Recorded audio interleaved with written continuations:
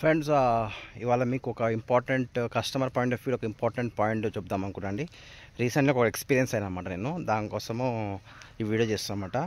జనరల్గా customers plots ఉంటారు కదా. సో మీ ఇంట్లో ఎవరిదన్నా మా మమ్మీ పేరు మీద కానీ డాడీ పేరు మీద ఆర్ అంటే ఎవరి పేరు మీద ప్లాట్ రిజిస్ట్రేషన్ చేసుకుంటారు కదా. ఒకవేళ ప్లాట్ ఓనర్ చనిపోతే అది మనము రీసేల్ ఎలా చేయాలి, ప్లాట్ ఓనర్ చనిపోతే అది రీసేల్ ఎలా చేయాలి, అది ప్రొసీజర్ అనేది మీకు ఈ వీడియోలో మీకు చెప్తానమాట.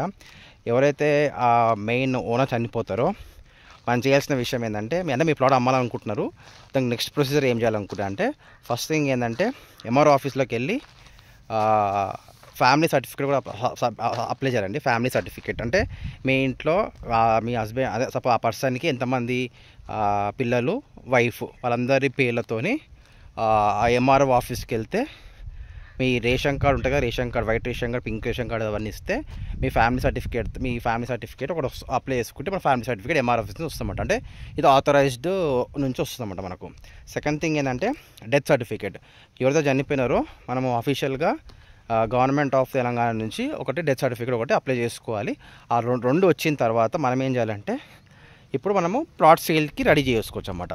తర్వాత మూడో ప్రొసీజర్ ఏంటంటే, ఎప్పుడైతే కస్టమర్ రెడీ అయిపోతారు కదా, కొనేటప్పుడు అఫిడవిట్ అంటే లాయర్తో ఒక అఫిడవిట్ చేపియాలన్నమాట. Affidavit okay. అది ఏంటంటే అందులో ఏముంటుందంటే, ఈ ప్లాట్ మా హస్బెండ్ సపోజ్ ఎగ్జాంపుల్ మా హస్బెండ్ చనిపోయాడు అనుకోండి, నేను వాళ్ళ వైఫ్ని, మా పిల్లలు ఇంతమంది వాళ్ళ ఆధార్ కార్డుని మెన్షన్ చేసి దీనికి మేమే హక్కుదారులము, ఇంకా ఎవరికి ఎటువంటి హక్కులు లేవు, మా ఇష్టపూర్వకంగా మేము అమ్ముతున్నాము అని చెప్పేసి ఆ అఫిడవిట్లో మనం మెన్షన్ చేసి సంతకం పెట్టుకొని ఈ అఫిడవిట్ ఫామ్ ఒకటి ప్లస్ డెత్ సర్టిఫికేట్ ఒకటి, ఇంకోటి ఫ్యామిలీ సర్టిఫికేట్, ఈ మూడు సబ్మిట్ చేస్తే సబ్ రిజిస్టర్ ఆఫీస్లో మనకు మీ ప్లాట్ వేరే వాళ్ళకి అమ్ముకోవచ్చు అన్నమాట. ఓకేనా ఫ్రెండ్స్? మీకు క్లియర్గా అర్థం కాకపోతే మళ్ళీ వినండి. Family certificate, death certificate, lawyer నుంచి ఒకటి అఫిడవిట్ చేయించుకొని ప్లాట్ సేల్ చేయవచ్చు అన్నమాట. ఓకేనా ఫ్రెండ్స్?